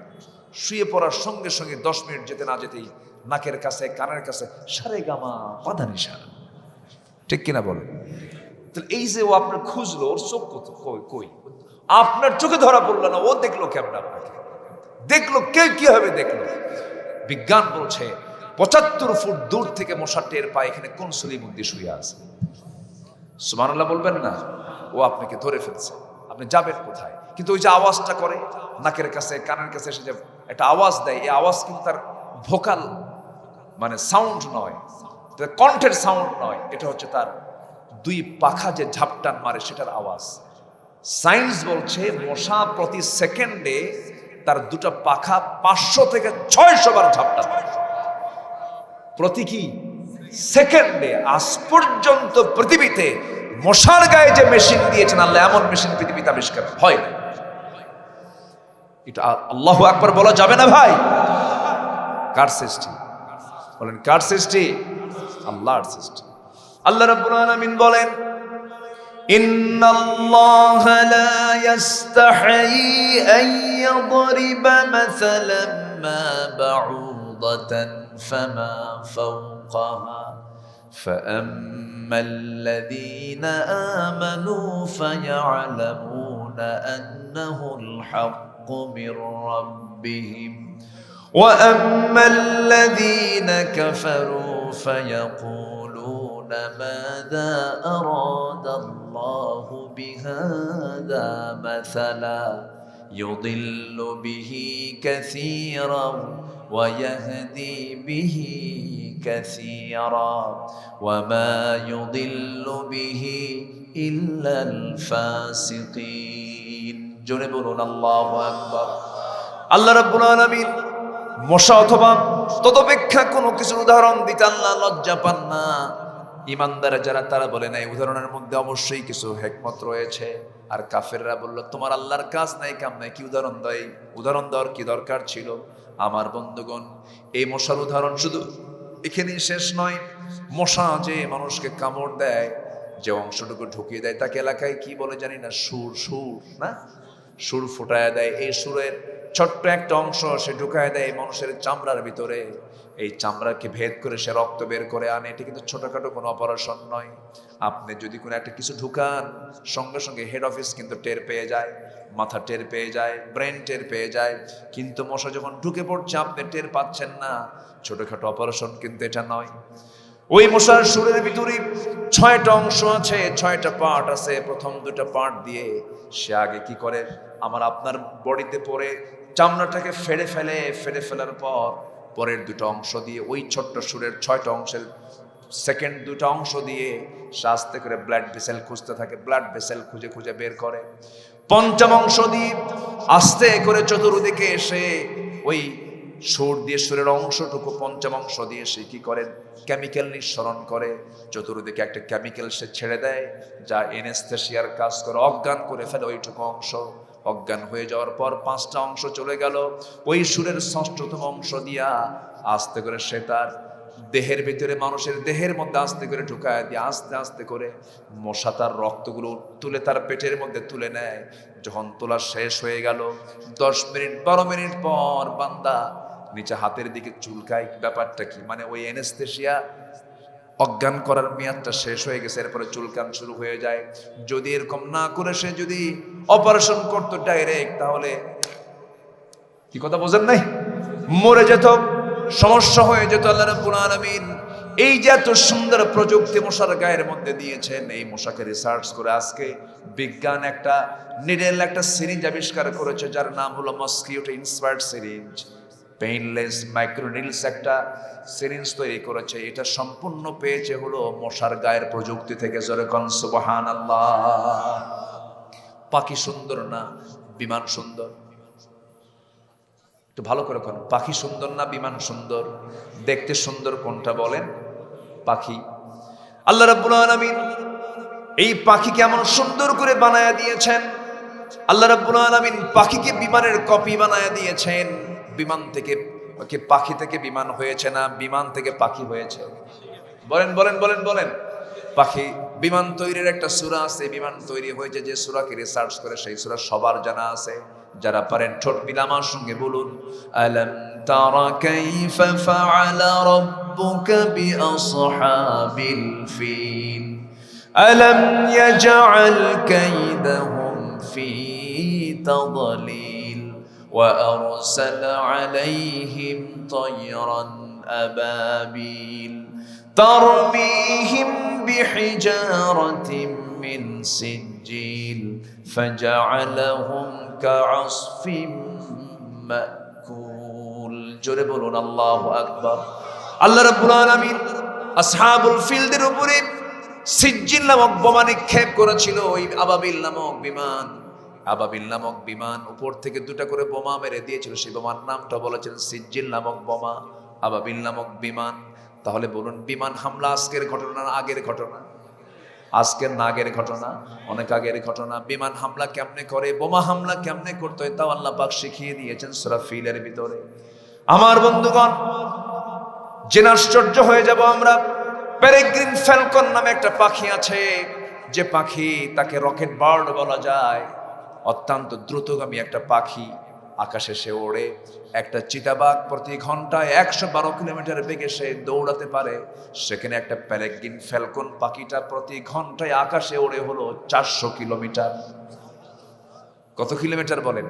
400 কিলোমিটার বেগে। বিমান চলে 500 কিলোমিটার, 600 কিলোমিটার বেগে। 400 কিলোমিটার বেগে একটা পাখি ওড়ে। আবার বাবুই পাখিও আকাশে ওড়ে। বাবুই পাখির জন্য কোনো এয়ারপোর্ট লাগে না, নামার জন্য কোনো ল্যান্ড লাগে না, কোনো পোর্ট লাগে না, কিচ্ছু লাগে না, ইমিগ্রেশন লাগে না, কিচ্ছু লাগে না, কোনো রাডার লাগে না, কিচ্ছু লাগে না। যখন তার নামার প্রয়োজন হয় আপনার ঘরের ভেন্টিলেটরে ঢুকে যায়। কথা বলছেন না? কোনো সমস্যা নাই। কিন্তু দুনিয়া মানুষ যে বিমানটা বানাইছে সেই বিমান কি পঞ্চগড়ে পড়তে পারবে? এই জায়গায় কোথাও পড়তে গেলে একটা জায়গা শুধু আছে মানুষের পাখি, মানুষের বিমান, সেটা হলো কোথায়? সৈয়দপুর। কোথায় যেতে হবে বলেন? কোথায় কোথায় কোথায়? সৈয়দপুর ছাড়া উপায় নাই। কিন্তু আল্লাহ রাব্বুল আলামিন অসংখ্য বিমান বানায়া দিয়েছেন চোখের সামনে। দেখ পাখিগুলোকে আমি আল্লাহ কি বিমান বানায়া দিয়েছি, কিচ্ছু লাগে না, ঘর থেকে বের হয়, ওটাই তার ল্যান্ডিং, ওটাই তার উড্ডয়নের জায়গা। ওখান থেকে উড়লো, গোটা দুনিয়া ঘুরে ফল ফুল বিভিন্ন জায়গা থেকে ফলমূল সে গ্রহণ করলো, খাবার সে গ্রহণ করলো, বিভিন্ন শস্যাদি গ্রহণ করে আবার ল্যান্ডিং করে সে তার সুন্দর বাসায় ঢুকে গেল। যেরকম সুবহানাল্লাহ। বাবুই পাখির বাসা দেখছেন তো নাকি? পৃথিবীর সব বিজ্ঞানী এক জায়গায় হলে কি বাবুই পাখির বাসা কেউ বানাতে পারবে নাকি? পারবে না। আল্লাহ পাক বাবুই পাখির জন্য আল্লাহ পাক ওই মেধা দিয়েছেন যা পৃথিবীর কোনো ইঞ্জিনের মধ্যে নাই, পারবে। মাকড়সা যে বাসা বানায়, পৃথিবীর কেউ এরকম বাসা বানাতে পারবে না। আল্লাহ রাব্বুল আলামিন সবাইকে বড় বড় জ্ঞানী বানিয়েছেন, কোনো প্রাণীও কিন্তু কম না। প্যারাগ্রিন ফ্যালকনটা 400 কিলোমিটার বেগে সে আকাশে ওড়ে। এখন প্রশ্ন হলো, এত জোরে বাতাস যে তার নাকের মধ্যে ঢুকে লাঞ্চ তো ফেটে যাওয়ার কথা, লাঞ্চ ফাটে না। কারণ আল্লাহ রাব্বুল আলামিন ওই প্যারাগ্রিন ফ্যালকনের নাকের ভিতরে সোজা বরাবর একটা শক্ত হাড়ের ট্যাপ লাগায় দিয়েছেন। যখন বাতাস জোরে আসে সে হাড়ের সঙ্গে আগে ধাক্কা খায়, ধাক্কা খেয়ে গতি কমে যায়, এরপর আস্তে করে লাঞ্চের মধ্যে বাতাসটা চলে আসে। ঠিক একই প্রযুক্তি, এই ট্যাপের প্রযুক্তি আধুনিক বিমানে বিজ্ঞানরা এটাকে সংযোগ করে প্যারাগ্রিন ফ্যালকনের সে হাড়ের ট্যাপ এই প্রযুক্তি লাগায়া বিমানটা তারা আবিষ্কার করেছে। যেরকম সুবহানাল্লাহ। সব আল্লাহর দেওয়া, সব কার দেওয়া? সব কার দেওয়া? আল্লাহর দেওয়া। আমরা শুধু নাড়াচাড়া করি, আমরা শুধু কি করি? নাড়াচাড়া করি। অতএব এখান থেকে প্রমাণ হলো আমরা ঈমান এনেছি কোন আল্লাহর উপরে, যে আল্লাহ শুধু মানুষের আল্লাহ নন, তিনি সবার আল্লাহ। যেরকম সুবহানাল্লাহ। সবাই বলুন আলহামদুলিল্লাহি রাব্বিল আলামিন। প্রশংসা কার? প্রশংসা কার? যিনি মশার রব, যিনি ফ্যালকনের রব, যিনি হাতির রব, যিনি জলভাগের সমস্ত প্রাণীর রব, যিনি সাবআ সামাওয়াত সাবআতু আবহুর সব কিছুর রব, তিনি আমার রব। ছোটখাটো কোনো রব নন। আমার রব হলেন আর রহমানির রহিম মালিকি ইয়াউমিদ্দিন। ইয়্যাকা না'বুদু ওয়া ইয়্যাকা নাস্তাঈন ইহদিনাস সিরাতাল মুস্তাকিম। সবাই বলুন সিরাতাল্লাযীনা আন'আমতা আলাইহিম গায়রিল মাগদুবি আলাইহিম ওয়ালাদ-দাল্লিন। এরপরে আরো জোরে, আরো জোরে আমিন। আমরা ঈমান এনেছি কার উপরে? আসতে বলবেন না কার উপরে? ঈমান আনা সহজ, কিন্তু ঈমান টিকে রাখা কঠিন। ঈমান টিকে রাখা সহজ নয়। নবীর হাতে বায়াত নিয়েও বেঈমান হয়ে দুনিয়া থেকে বিদায় নিয়েছে এমন বহু ঘটনা আছে। আবিসিনিয়ায় পাঠায়া দিলেন, দুজন খ্রিস্টান হয়ে দুনিয়া থেকে বিদায় নিয়ে নিল। ঈমান আনার পরে তারা খ্রিস্টান হয়ে গেছে। হেদায়েত দেওয়ার মালিককে বলেন, আসতে বলবেন না কে? এই জন্য আল্লাহ রাব্বুল আলামিন বলেন শুধু ঈমান আনলেই হবে না। ও বান্দা, আমি তোকে বলতে চাই, ইন্নাল্লাযীনা ক্বালু রাব্বুনাল্লাহু সুম্মা ইসতাকামু ফাতানাজ্জালু আলাইহিমুল মালায়েকা আল্লা তাখাফু ওয়া লা তাহজানু ওয়া আবশিরু বিল জান্নাতিল্লাতী কুনতুম তুআদুন। জোরে বলুন আল্লাহু আকবার। যারা বলবে আমার রব আল্লাহ এবং এই কথার উপরে যারা টিকে থাকবে তাদের জন্য জান্নাতের ওয়াদা করা হয়েছে। আমার বন্ধুগণ, ঈমান আনা সহজ, টিকে থাকা কঠিন। আমার দেশে বহু ঈমানদার আছে, ইউসবিহু মুমিনান ওয়া ইউমসি কাফিরান। এমন ঈমানদার আমার দেশে আছে যারা সামান্য একটা বিড়ির প্যাকেট পেলে পরে ঈমান বেচে শেষ করে। আছে কি না? আছে আছে আছে। বিড়ির প্যাকেট দেয়, ভাই আমি আপনারই সমর্থন দেবো, জান, দিয়ে দিল। চোর, ও কি চোর? একটা চোরকে বলে দিল যে তুমি বিড়ির প্যাকেট দিস, আমি তোমারই সমর্থন দিলাম। ও যে চুরি করবে, সে চুরির একটা গুনার অংশ আপনার আমলনামায় সারা জীবন পাবে না। এই জন্য আমানতদারিতা ইমানদারের জীবনে একটা গুরুত্বপূর্ণ জায়গা। আমরা এই আমানতদারিতাকে ঠিক রাখবো। জোরে বলি ইনশাআল্লাহ। সম্মানিত বন্ধুগণ, সমর্থন একটা গুরুত্বপূর্ণ বিষয়। আন তুআদ্দুল আমানাতি ইলা আহলিহা ওয়া ইযা হাকামতুম বাইনান নাস আন তাহকুমু বিল আদল ইন্নাল্লাহা নি'মা ইয়া'যুকুম বিহি। এজন্য এই বিষয়টা আমার স্পর্শকাতর বিষয়, আমরা খেয়াল রাখার চেষ্টা করব, আর যেন আমাদের ভুল না হয়। আর আমরা বারবার ভুল করতে চাই না।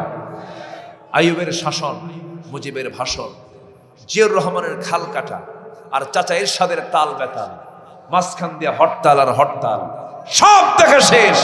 আগামীর দেশ আমরা দেখতে চাই ইসলামের বাংলাদেশ। আগামীর সরকারকে আমরা দেখতে চাই নামাজের সরকার। রাজি আছেন কারা কারা? আবারও হাত তুলে দেখেন মুসলমান।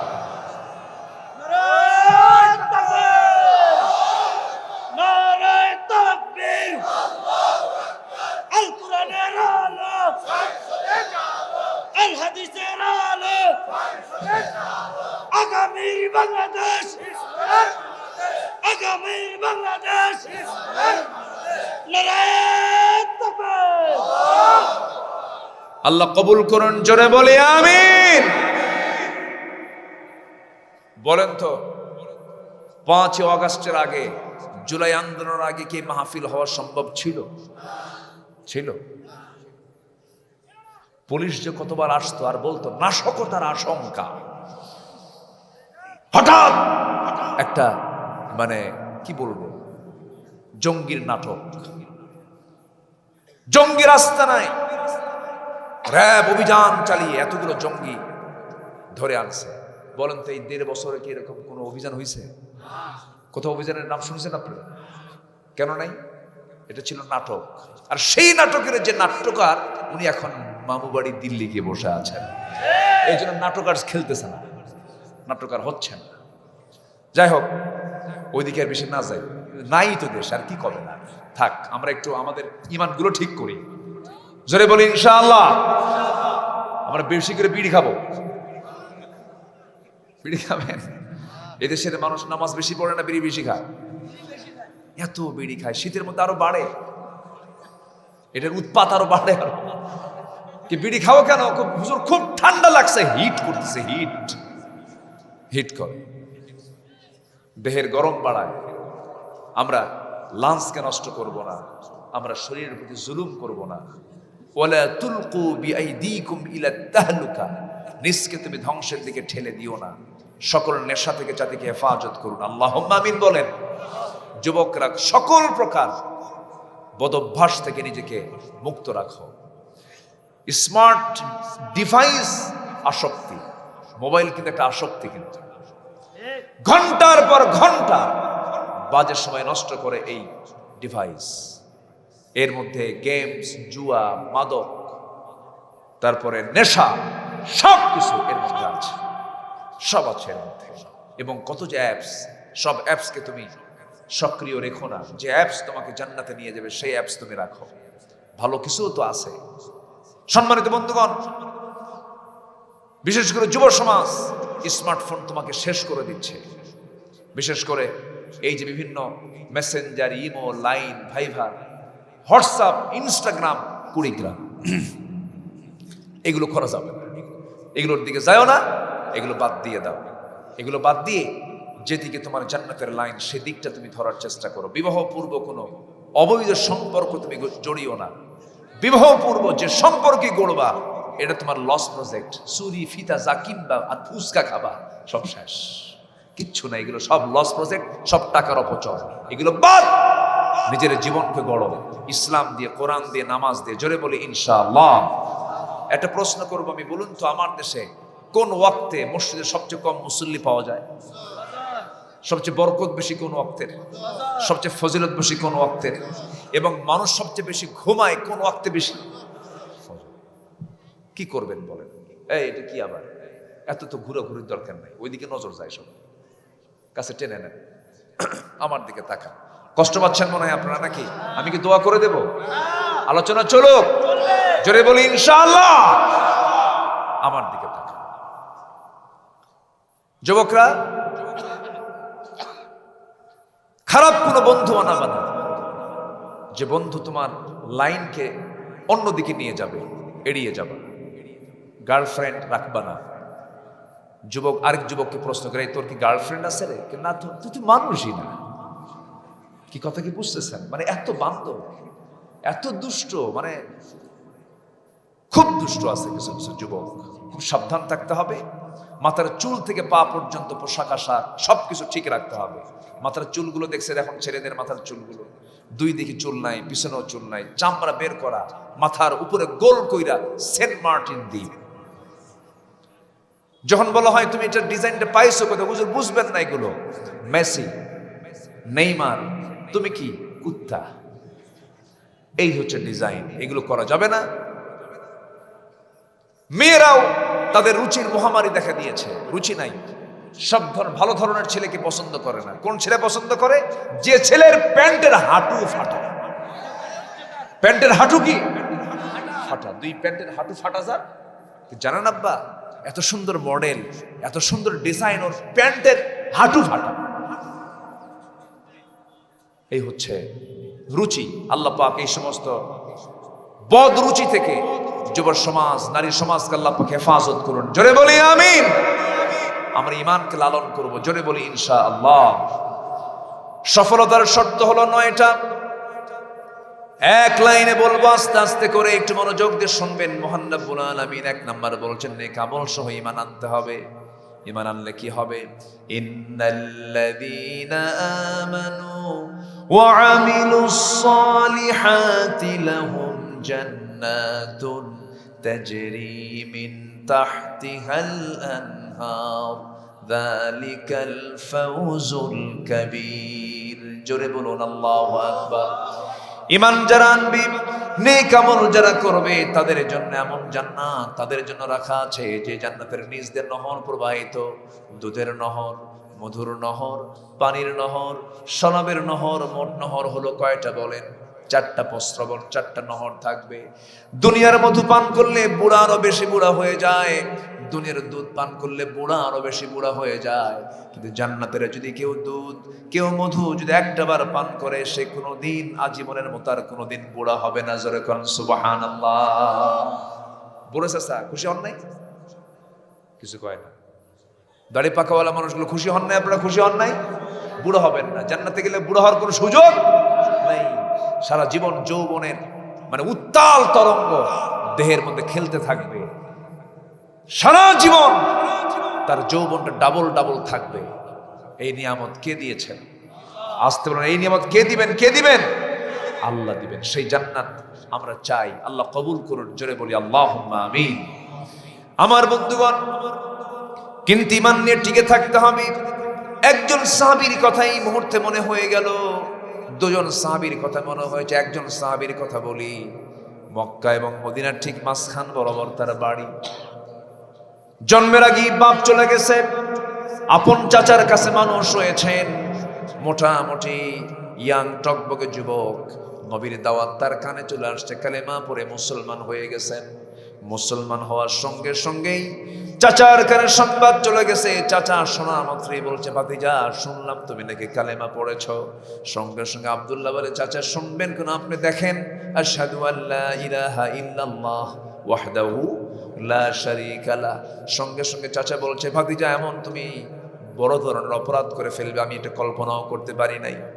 তুমি কি জানো তোমার এই অপরাধের জন্য, তোমার বাপদাদার ধর্মে চুন কালি মেরেছ, এই অপরাধের জন্য তোমাকে কি করতে পারি? তোমাকে ঘর থেকে বের করে দেব, সম্পত্তি ছিনতাই সব জোরপূর্বক তোমার কাছ থেকে ছিনাইয়ে দেব। সঙ্গে সঙ্গে আব্দুল্লাহ মুসকাশি মেরে বলছে, চাচা গোটা দুনিয়া আমার হাতে তুলে দিলেও ঈমান আমার কাছ থেকে কখনো ফেরত পাবেন না। যেরকম সুবহানাল্লাহ। মারতে মারতে চাচা জমিনে শোয়া ফেললো, রক্তাক্ত করে জমিনে ফেলে দিয়া জামা টেনে ছিঁড়ে ফেলে পরনের লুঙ্গিটা পর্যন্ত খুলে ফেলে উলঙ্গ করে ঘর থেকে ঘাড় ধাক্কা দিয়ে বের করে দিয়েছে। আব্দুল্লাহ কোনো মতো মার দরজায় গিয়ে পৌঁছে বলছে, মা দরজা খুলো। দরজা খোলা মাত্রই বলছে, মা আমার দিকে তাকাইও না, দিন গ্রহণ করেছি, চাচা আমাকে উলঙ্গ করে ঘর থেকে বের করে দিয়েছে। দেখো তো মা, ঘরের মধ্যে কোনো কিছু আছে নাকি? একটা ছোট্ট চাদর তার হাতে দেওয়া হলো, সেই চাদরটা কোনো মতো তিনি পরে শতটা ঢাকলেন। এবার বলছেন, মা আমি তোমাকে ভালোবাসি, কিন্তু নবীর চাইতে বেশি নয়, আমার নবীর চাইতে আমি তোমাকে বেশি ভালোবাসি না। আমি আমার নবীরকে আমার জীবনের চাইতেও বেশি বেশি বেশি ভালোবাসি। এই কথা বলে মার কাছ থেকে বিদায় নিয়ে তিনি মদিনার দিকে রওনা দিলেন। আসলে যারা প্রকৃতি ইমানদার মদিনায় গেলে পরে দুনিয়ার কোনো কথাই মনে থাকে না, কারণ জীবনের চাইতে প্রিয় মানুষটা শুয়ে আছেন কোন এলাকার মাটিতে বলেন? মদিনার মাটিতে। ইমাম মালিক রাহিমাহুল্লাহ সারা জীবন কোনোদিন তিনি যতদিন মদিনায় ছিলেন জুতা পায়ে হাঁটতেন না। বলা হতো তুমি জুতা পায়ে হাঁটো না কেন? ইমাম মালিক বলেন, যে মদিনার মাটিতে রাসূল শুয়ে আছেন সেই মদিনার মাটিতে আমি মালিক কেমন করে জুতা পায়ে হাঁটি? গত 2 মাস আগে আল্লাহ পাক আমাকে নিয়েছিলেন, গিয়েছিলাম বহুবার রাউদাতুম মিন রিয়াদিল জান্নার মধ্যে ঢুকেছি, কিন্তু এবার নতুন করে একটা অভিজ্ঞতা পেয়েছি, খুব ভালো লেগেছে। অনেক লম্বা টাইম ছিলাম, ডিউরেশনটা বেশি ছিল। ভিতরে ঢুকলাম রাত 3টার দিকে, ফজরের ঠিক আগ মুহূর্তে যখন ভিতরের দিকে ঢুকে পড়লাম, সময় বেশি নাই, মাত্র 10 মিনিট থাকতে দেয়। চিন্তা করলাম নামাজটা যদি পড়তে পারতাম ফজরের খুব ভালো লাগতো, সময়টা বেশি পেয়ে যেতাম।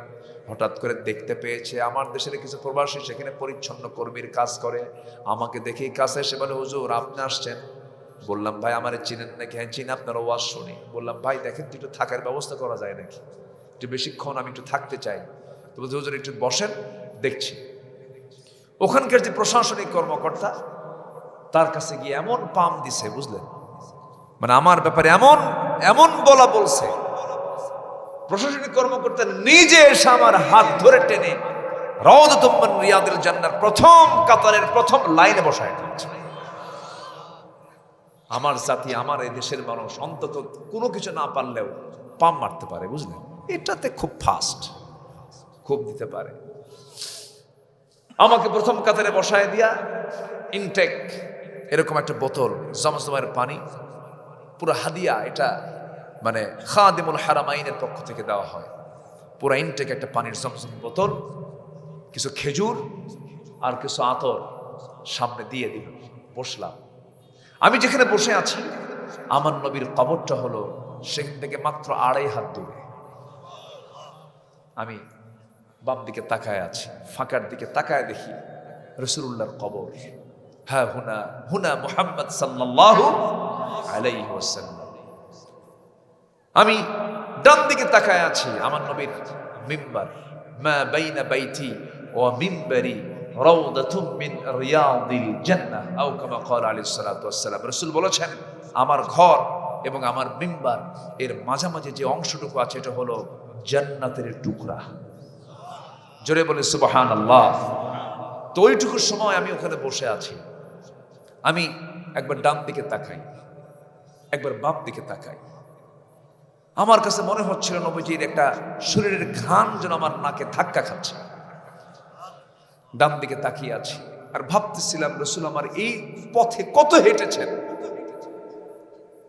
হুজরা ঘর, ওটাই তো কবর।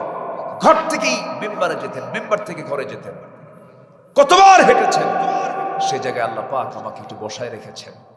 আমি সেদিন আমার ফার্স্ট দোয়া ছিল, আমার ব্যক্তিগত দোয়া ছিল, আল্লাহ বাড়ি তো বাংলাদেশে, জীবনের চাইতে কলিজার চাইতে যাকে বেশি ভালোবাসি সেই রাসূলকে তুমি শুয়ে রেখেছো মদিনায়। আমরা কত দূরের মানুষ, বিআই আরদিন তামুত, কোন জমিনে মৃত্যু হবে জানি না, তবে আল্লাহ মালাকুল মাউত যেন আমার মদিনায় আসে। এই দোয়াটা করেছি, দিল থেকে দোয়া করেছি আল্লাহর কাছে। মদিনায় সফর শেষ করে যখন আমার ফ্যামিলি রেখে চলে আসছে, আমার ফ্যামিলি সবাই গিয়েছিল, আমি আগে চলে আসছি প্রোগ্রামের কারণে। আমি ফিরে আসার সময় আমি যখন মদিনা এয়ারপোর্টের দিকে যাচ্ছিলাম তখন মনে হচ্ছিল আমার কলিজার একটা করে তার ছিটতেছে। আমি যেন কি রেখে আসতেছি, কি যেন রেখে যাচ্ছি আমি। সম্মানিত ভাইয়েরা, নবীর প্রতি অকৃত্রিম মুহাব্বত, ভালোবাসা, আনুগত্য প্রত্যেক ইমানদারের জীবনে থাকার দরকার আছে না নাই? কম না বেশি?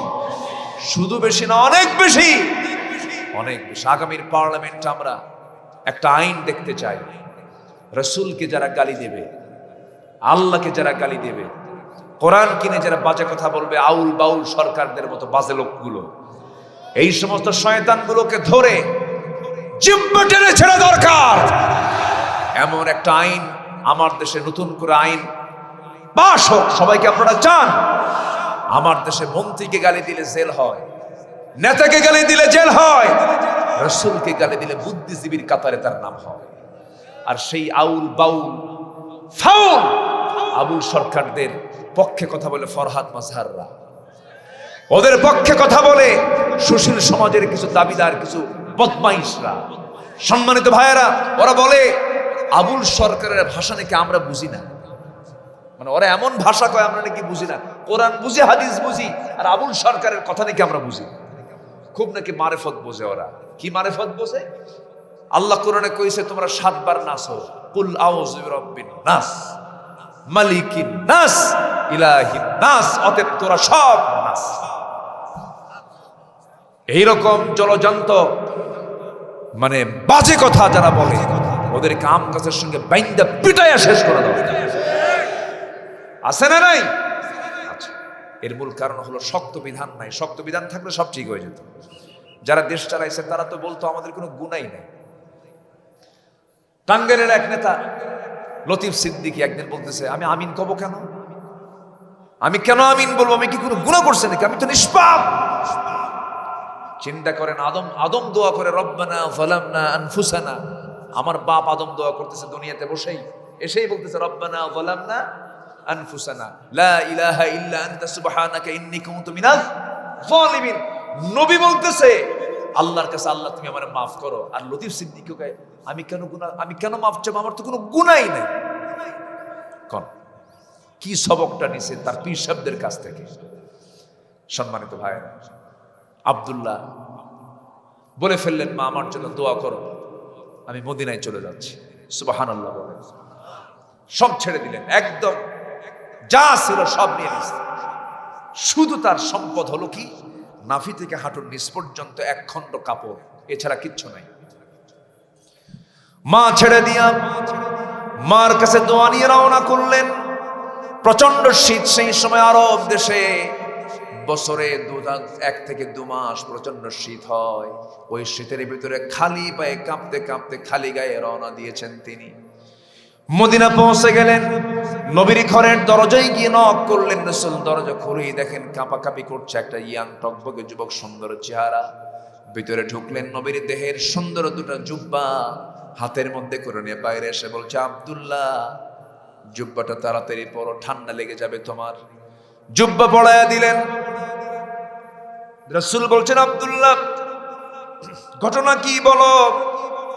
সঙ্গে সঙ্গে বলতেছি, ইয়া রাসূলুল্লাহি, দিন গ্রহণ করার কারণে চাচা আমাকে বাড়ি থেকে বের করে দিয়েছে, আমাকে উলঙ্গ করে লুঙ্গিটা পর্যন্ত খুলে নিয়েছে। আমি আপনার কাছে চলে আসছি হুজুর, আমার তো কোনো জায়গা নাই। আমার নবীজি আব্দুল্লাহকে জড়িয়ে ধরে বলছে, আব্দুল্লাহ তোমার চাচা তোমাকে উলঙ্গ করে বস্ত্রহীন করে ঘর থেকে বের করে দিল, আর বিশ্ব নবী তোমাকে তার দেহের সবচেয়ে সুন্দর জুব্বাটা তার গায়ে তুলে দিল। তুমি কি খুশি নাকি? আব্দুল্লাহর আনন্দ দেখে কি খুব খুশি। রাসূল বলছেন, আব্দুল্লাহ তুমি কিছু চাও নাকি বলো, তোমার জন্য আমি আল্লাহর কাছে বলি। আব্দুল্লাহ বলছেন, ইয়া রাসূলুল্লাহ, আপনি আল্লাহর কাছে কি বলবেন জানি না, তবে আমি দুনিয়ার কিছু চাই না, আপনি আমার জন্য দোয়া করুন, আমি যেন মৃত্যুর রাসপথ শাহাদাতের দরজা যেন আমি পেয়ে যাই, শহীদ যেন হতে পারি। আমার নবীজি হাত উঁচু করে বলছেন, মালিক আল্লাহ, আমার আব্দুল্লাহর জানমাল তুমি কাফের বেঈমানদের জন্য হারাম করে দাও। আব্দুল্লাহর মন খারাপ। রাসূল বলছেন, আব্দুল্লাহ মনটা তুমি মরা হয়ে আছো কেন? কি হয়েছে তোমার? আমি তো দোয়া করে দিলাম হুজুর, এটা দোয়া হলো নাকি? কাফের বেঈমানরা যদি আমাকে না মারতে পারে আমি শহীদ হব কেমনে? রাসূল বলছেন, আব্দুল্লাহ চিন্তা করো কেন? শাহাদাতের তামান্না যদি হৃদয়ে লালন হয়, ওয়া ইম্মা তাআলা ফিরাশিহি, আল্লাহ পাক বিছানায় মরণ হলেও তোমাকে শহীদের দরজা দিয়ে দিবে। আব্দুল্লাহর কলিজা শীতল হয়ে গেল। আমার নবীজি বললেন, আব্দুল্লাহ এই যে কোরআন নিয়ে আসহাবে সুফায় চলে যাও। ভিতরে চলে গেলেন, জোরে জোরে কোরআন পড়ে আব্দুল্লাহ। সাহাবীরা সে রিপোর্ট করছে, হুজুর আব্দুল্লাহ জোরে জোরে কোরআন পড়ে। কোন আব্দুল্লাহ? যে আব্দুল্লাহ নতুন আসছে। খবরদার আমার আব্দুল্লাহর তেলাওয়াতে তোমরা কেউ বাধা দিও না, কারণ আমার আব্দুল্লাহ তেলাওয়াত জোরে জোরে করতেছে, কারণ দুনিয়া বিক্রি করে আব্দুল্লাহকে ঈমানটাকে টিকে রাখতে হয়েছে। জোরে করুন সুবহানাল্লাহ। আমার বন্ধুগণ, শাহাদাতের তামান্না সব হৃদয়ে লালন থাকতে হবে, শহীদের চেতনা সবার মধ্যে জাগ্রত রাখতে হবে। তাছাড়া মুনাফিকের সিমটম ভিতরে চলে আসবে। আমার বন্ধুগণ, বিছানা মোল্লা আল্লাহ পাক শহীদের দরজা দিয়ে দেন। সহিহ হাদিস, একজন সাহাবী ছিলেন 250 যুদ্ধ করেছেন। কয়শো যুদ্ধ বলেন? 250 শতাধিক যুদ্ধ করেছেন খালিদ বিন ওয়ালিদ রাদিয়াল্লাহু তাআলা আনহু।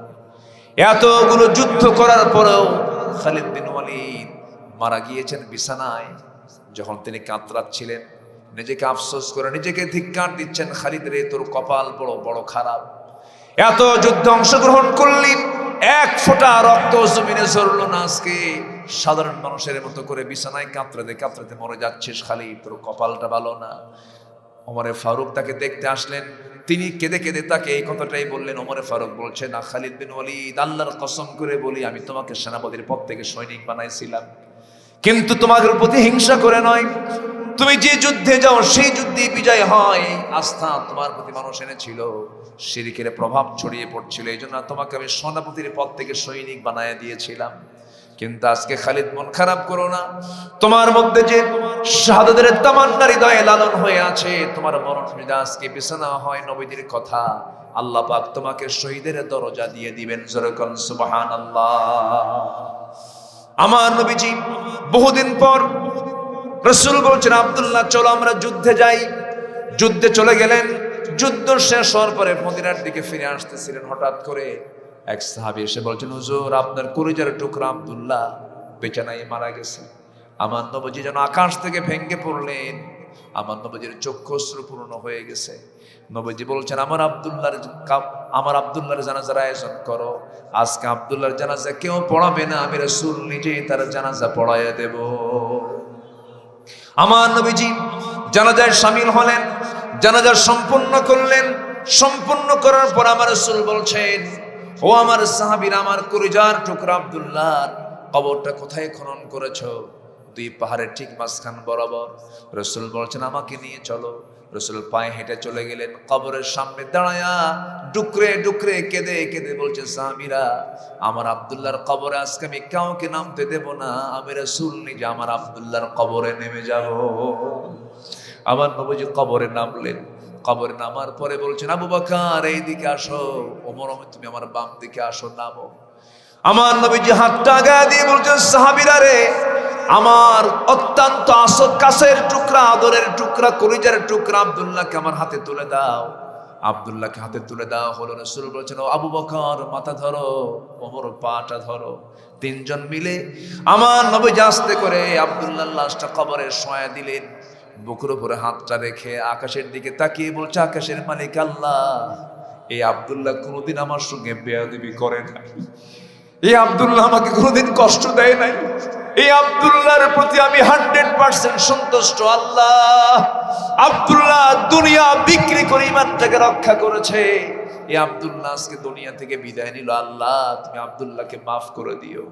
এমন করে যখন আমার নবীজি কেঁদে কেঁদে দোয়া করছিলেন, পাশে দাঁড়িয়ে থাকে একজন সাহাবী, সাদ বিন আবি ওয়াক্কাস রাদিয়াল্লাহু তাআলা আনহু, অত্যন্ত দামি একজন সাহাবী, মারদে মুজাহিদ।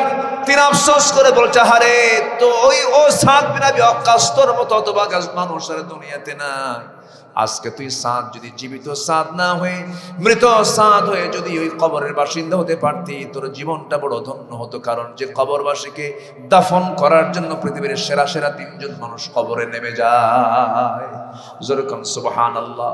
আমার ভাইরা, সেই জন্য ঈমান এনেছি, আমরা ঈমানটাকে টিকে রাখবো। জোরে বলি ইনশাআল্লাহ, আরো জোরে বলি ইনশাআল্লাহ। নাম্বার 2 হলো সফল হওয়ার শর্ত হলো পরিশুদ্ধিতা, তাসকিয়াতুন নফস, قد أفلح من تزكى। নাম্বার 3 হলো সত্যবাদী হওয়া। নাম্বার 4 হলো তাকওয়া অর্জন করা। নাম্বার 5 হলো ধৈর্যশীলতা। ইন্নী জাযাইতুহুমুল ইয়াওমা বিমা সাবারু আন্নাহুম হুমুল ফাইজুন। নাম্বার 6 হলো আনুগত্য। দুজনের করলে পরে আমরা সফল হয়ে যাব। ওমান ইউতিইল্লাহ ওয়া রাসূলহু ফাকাদ ফাযা ফাওজান আযীমা। নাম্বার 7 হলো সৎ কাজের আদেশ দেব, অসৎ কাজের বাধা দেব, আমরা সফল হব। ওয়া উলাইকা হুমুল মুফলিহুন ওয়াল তাকুম মিনকুম উম্মাতুন ইয়াদউনা ইলাল খায়র। নাম্বার 8 হলো তওবা করা। তওবার মতো তওবা করো। তুবু ইলাল্লাহি জামিআন আইয়ুহাল মুমিনুন লাআল্লাকুম তুফলিহুন। সর্বশেষ নাম্বার 9 হলো সফল হওয়ার শর্ত হলো প্রকৃত মুমিন হওয়া, 7টা গুণে গুণান্বিত হয়ে। এই 9টা গুণ, এই 9টা শর্ত যারা পূরণ করবে, আল্লাহ তাদের শর্ত পূরণ কবুল করে নিয়ে সোজা জান্নাতের মেহমান বানায় দেবেন। সুবহানাল্লাহ। আল্লাহ কবুল করুন, আল্লাহ কবুল করুন, আল্লাহ কবুল করুন। অনেক রাত হয়েছে, কষ্ট দিয়েছে অনেক আপনাদের। শেষ করে দিই, শেষ করব না, আলোচনা চালাবো, আরো চালাবো, আলোচনা চলো। হুজুর বলুন। সুন্দর, অনেক ভালো মানুষ আপনারা, আমার মনে থাকবে। এই মাহফিল আমি নগণ্য গোলামকে দিয়ে প্রথম শুরু হলো এই বছর, না প্রথম শুরু হলো। এই মাহফিলকে ধারাবাহিক যদি চালিত হয় কেমন হবে বলেন তো আপনাদের? কেমন লাগছে আপনাদের বলেন? আমাদের ভাইজান খুব অভিজাত ফ্যামিলির সন্তান, বাবা সামাজিক মানুষ ছিলেন, একজন আইনজীবী ছিলেন, অনেক প্রশংসা তার শুনেছে আলহামদুলিল্লাহ। যোগ্য পিতার যোগ্য সন্তান, তারা যখন হাল ধরেছেন, আশা করি এই মাহফিলটা একটা আদর্শ মাহফিলে, অনেক বড় মাহফিল একটা রূপ নেবে আশা করি। জোরে বলি ইনশাআল্লাহ। শরীর যখন এত সুন্দর, এর সামনের সময়টা আরো সুন্দর, আরো সুন্দর হবে। জোরে বলি ইনশাআল্লাহ। একদিন থেকে দুদিন হবে, দুদিন থেকে 3 দিন ব্যাপী তাফসীর মাহফিল হবে এই মাহফিল। জোরে বলি ইনশাআল্লাহ। আল্লাহ কবুল করুন, আল্লাহ কবুল করুন। সম্মানিত ভাইয়েরা, আমরা রাতকে বাড়াবো না, কারণ ফজরের দিকে আমাদের তাকানোর দরকার আছে না নাই? ফজর পড়বেন কারা কারা? জোরে বলি ইয়া আল্লাহ, আমাদেরকে ফজর, জোহর, আসর, মাগরিব, এশা 5 ওয়াক্ত সালাত আদায় করার তৌফিক তুমি আল্লাহ দিয়ে দাও। জোরে বলি আমিন। কষ্ট দিয়ে ফেললাম আপনাদের, অনেক অনেক রাত করে ফেলেছে আপনাদের জন্য। আপনাদের জন্য কষ্ট হয়ে গেছে না? কষ্ট হয়ে গেছে না? 9টায় উঠতে পারলে খুব ভালো হতো। আমি নিজেই ভুল করে ফেলেছি। আমি আসতেছি, আসি রাস্তা ফুরায় না, অনেক রাস্তা। বসে অবশ্য এখানে অনেকক্ষণ রেস্টও ছিলাম, খাওয়া দাওয়া করেছি, একটু বিশ্রাম নিয়েছি, এরপর আসছি। এই জান্নাতের মুখগুলো আমি দেখতে পেলাম, আমি নিজেকে ধন্য মনে করছি। আমি খুবই খুশি, আমি খুবই আনন্দিত। আপনারা আনন্দিত হয়েছেন তো নাকি? আল্লাহ কবুল করুন। জোরে বলি আমিন। আসুন আমরা দোয়া করবো। আমরা চাইবো কার কাছে? সবাই বলে সুবহানাকাল্লাহুম্মা ওয়া বিহামদিকা আশহাদু আল্লা ইলাহা ইল্লা আনতা আস্তাগফিরুকা ওয়া আতুবু ইলাইকা।